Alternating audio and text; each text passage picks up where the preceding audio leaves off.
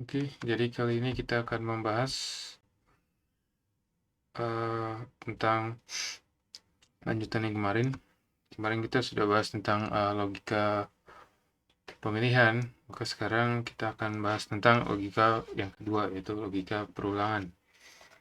Kita akan pakai Sublime Text kali ini, ya. Jadi untuk berikutnya juga kita akan pakai Sublime Text.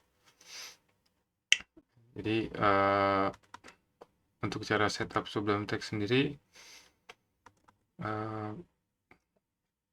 ini sangat mudah ya setupnya ya. Jadi kalau sebelum pakai itu kita tinggal pilih ke tools ini, kemudian pilih build system ya. Di sini ada Python, nah kita pakai ini ya. Jadi kita klik Python, kemudian untuk memilih versi Pythonnya pilih di build with sini. Di sini ada Python, itu yang akan kita pakai.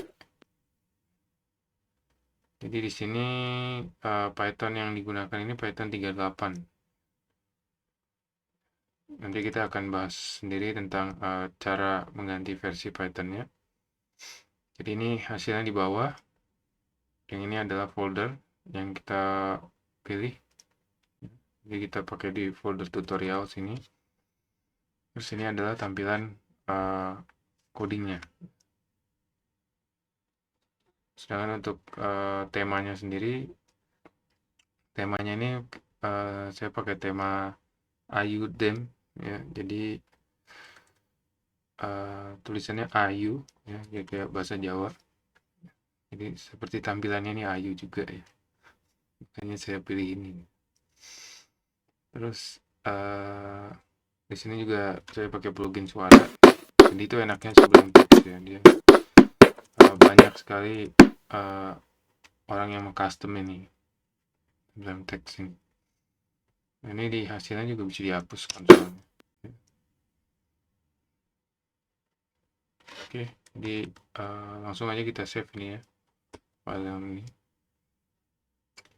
Di sini saya sebenarnya udah buat satu file namanya version check ya, jadi ini untuk cek versi Python.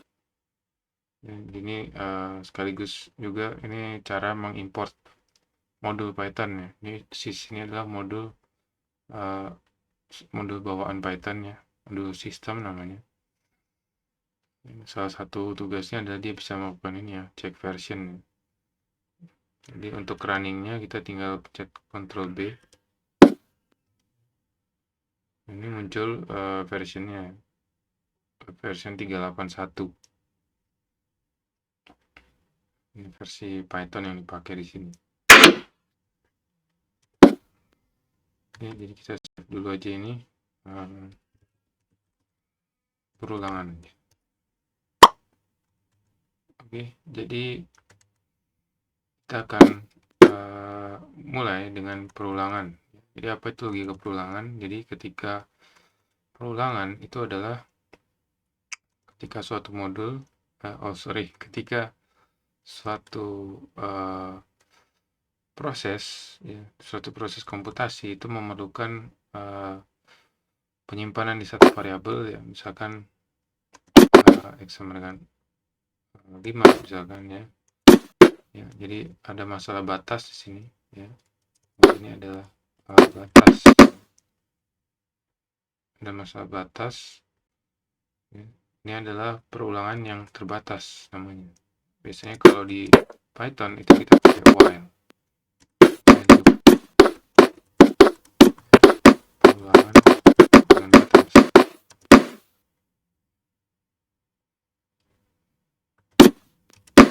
Jadi misalkan kita punya satu variabel di sini ya.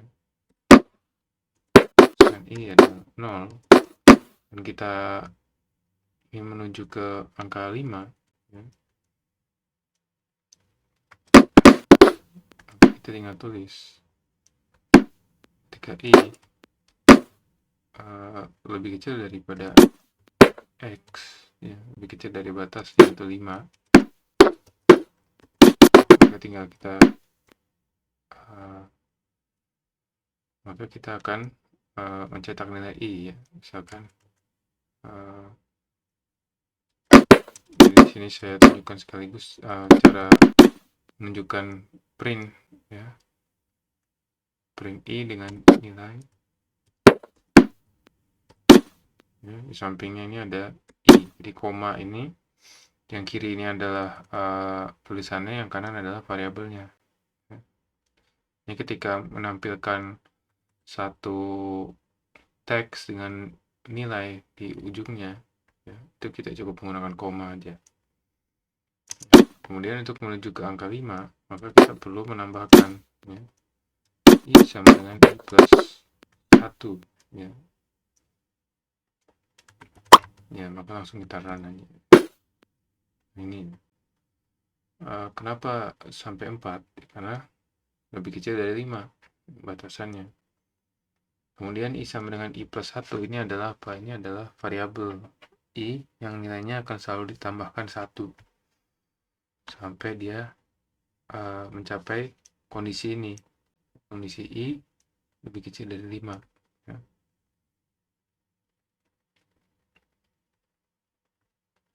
Nah, ini adalah loop dengan batas. Bagaimana kalau tanpa batas? Kita akan menggunakan for loop namanya. Ya, ini adalah tanpa batas, atau ini untuk kasus generasi. Generasi itu pembangkitan suatu angka atau bilangan atau suatu untuk mengecek dalam struktur gitu. Dia menggunakan namanya generasi. Jadi sesuatu yang belum ada di komputer itu kita munculkan gitu. Itu dengan generasi. Cara menggunakannya simple. Dia perlu namanya pertama perintah for ya. Kalau di sini udah ada langsung ya. Udah ada langsung, cuman kita mau buat dari awal. For misalkan dia perlu suatu nilai ya. Dia perlu suatu variabel di sini. Kita sebut saja V. Kemudian range ya. Kemudian range ini adalah perintah. Range ini adalah perintah untuk membangkitkan suatu memberi batas ya, dia memberi batas pembangkitan dan mulainya dari 0 ya. Jadi kalau range X di sini, jadi kita tidak perlu I di sini ya. Jadi perlu dicatat bahwa kita tidak perlu I ya. Kita tidak perlu mendefinisikan variabel dengan nilai dasar tertentu. Jadi dia sudah ada range. Dan range ini nggak bisa dipakai di while sini. Jadi seperti kemarin aja. Supaya nggak di print, kita buat komen aja. Oke, jadi suka ada tulisan begini kalau pakai sebelum teks ya, tapi kita nggak harus beli, jadi cancel aja nggak apa-apa. Jadi ini ya setengah-setengah gratis, tapi bebas makainya. Untuk project yang berbayar juga boleh. Jadi kita Ctrl B lagi, kita lihat hasilnya sama lagi kan. Jadi perbedaannya adalah di sini kita tidak perlu namanya mendefinisikan variabel 0 ini di awal, variabel I di awal. Dan cukup langsung aja.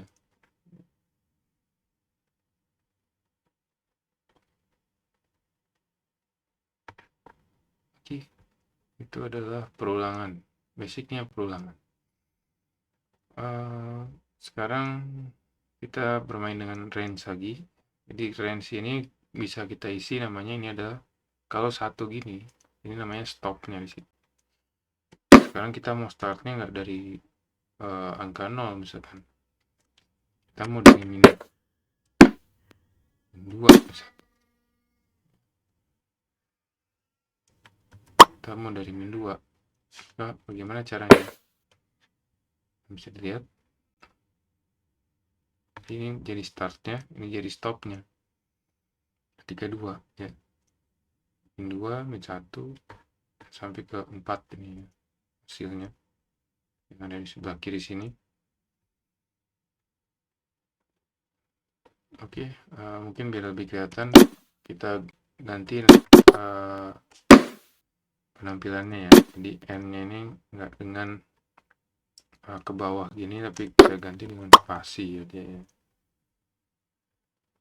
Kita ganti dengan spasi biar lebih kelihatan. Jadi kalau mau print ini kita mau ganti dia supaya nggak langsung ganti baris, cukup N-nya kita ganti. Dan N ini bisa kita ganti macam-macam isinya. Bisa pakai spasi, bisa pakai tanda panah misalkan, tanda panah atau spasi. Ini lebih enak spasi mungkin ya. Oke, jadi seperti inilah dia. Min 2, min 1, 0, 1, 2, 3, 4.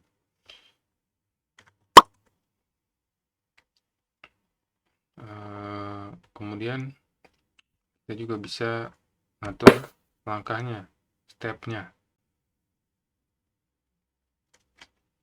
Langkahnya selama ini kan kita pakai 1 ya. Kita coba langkahnya 2. Oke. Kita Ctrl B lagi, run. Jadi langsung lompatnya min 2, 0, 2, 4 ya. Ini stepnya yang di belakang ini. Oke, sekian untuk yang perulangan basic. Berikutnya mungkin kita bahas ke perulangan yang nested atau sekalian ya, biar lebih enak ya. Jadi sekalian kita ke perulangan nested. Jadi kalau perulangan nested itu pada intinya adalah kita melakukan perulangan di double. Misalkan kita bikin bintang misalkan, atau bikin piramida gitu ya. Itu kita pakai perulangan yang seperti ini. Oke, perulangan nested yang pertama kita pakai while dulu ya. Dua-duanya bisa ya. Bisa digabung juga while dan for, atau for dulu baru while juga bisa. Jadi di sini saya udah nyatet kasusnya ini perulangan nested.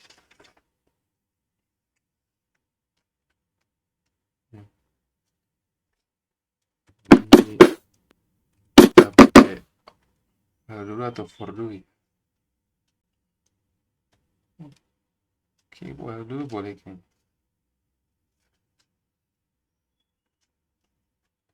Endingnya batasnya tetap yang X ini yang 5. Dan kita akan mulai dari angka I ini ya. Nested yang I. Jadi kita ingin gunakan kolom dan baris. Jadi sekarang kita misalkan while I ini adalah lebih kecil, sama dengan dari angka 5 misalkan X, maka kita akan langsung masuk ke barisnya ya. Dan kita di sini definisikan lagi huruf C misalkan. Ini kita mulai dari 1 aja biar rapih bentuknya. Misalkan kemudian yang kedua adalah J ini selalu lebih kecil sama dengan 1. Nah, jadi pemrosesan loopnya ini dimulai dari yang dalam dulu. Kalau ada double loop begini, yang dalam dulu selesai, baru dia lompat keluar. Jadi yang dalam dulu, jadi masuk yang pertama, ya, I-nya 1 misalkan. Kemudian dia masih lebih kecil daripada 5, maka J ini dulu yang jalan. Ya. J ini 1, ya kan? Kemudian 1 adalah sama dengan 1, artinya kemudian yang menjalankan blok di sini. ini selesai, lompat lagi keluar.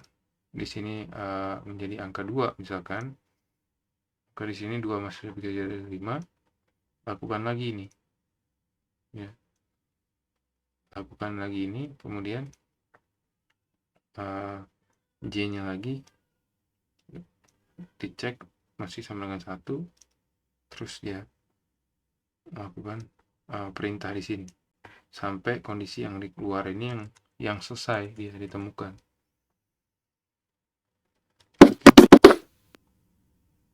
Ya, misalkan kita langsung print ya, kita langsung print aja, misalkan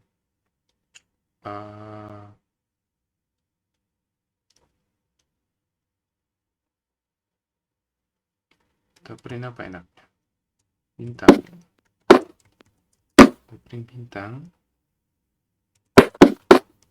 kemudian supaya bisa bersebelahan, endingnya kita kasih jadi spasi kayak yang di atas tadi ya. Baru kemudian kita lakukan namanya penambahan seperti ini, cuman dengan seperti yang ada di baris 9 ini ya.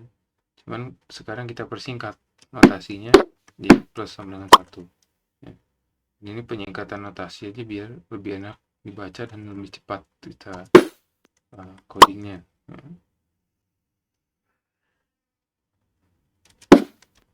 Kemudian kita print 1 baris kosong ya.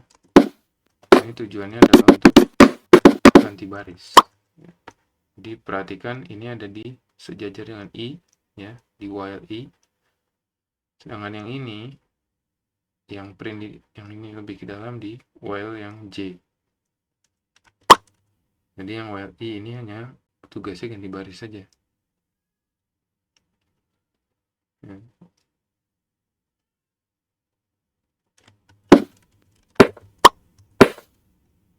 Oke.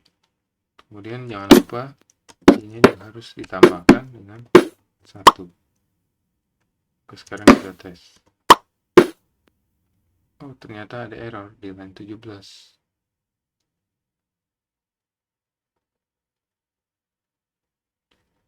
Ternyata errornya adalah indentation error. Nah, apa itu indentation error? Indentation error itu adalah error di spasinya, indentasinya ya. Jadi kalau di Python itu dia itu dengan spasinya itu harus rapi. Jadi kalau belum rapi kita coba hapus dulu, baru enter ya. Ya. Hapus lagi, baru enter ya. Kemudian oke, di sini juga kita lupa ya, ini di komen karena ternyata ini pengaruh dari sini titik 2 ini ya. Ini jadinya ada di block 4, ini nggak boleh keisi itu. Oke, jadi kita Ctrl D. Nah, ternyata yang muncul hanya 1 bintang. Kenapa itu?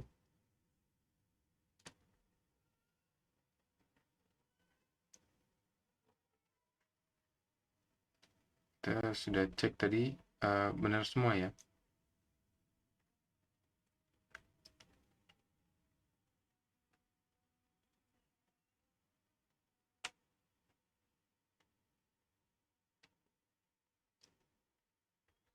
Mungkin ada kesalahan teknis di algoritmanya.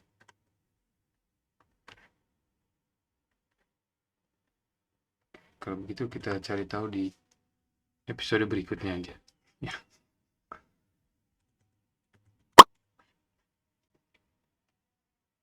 Oke, kalau gitu sekian peluangan estate-nya di episode berikutnya.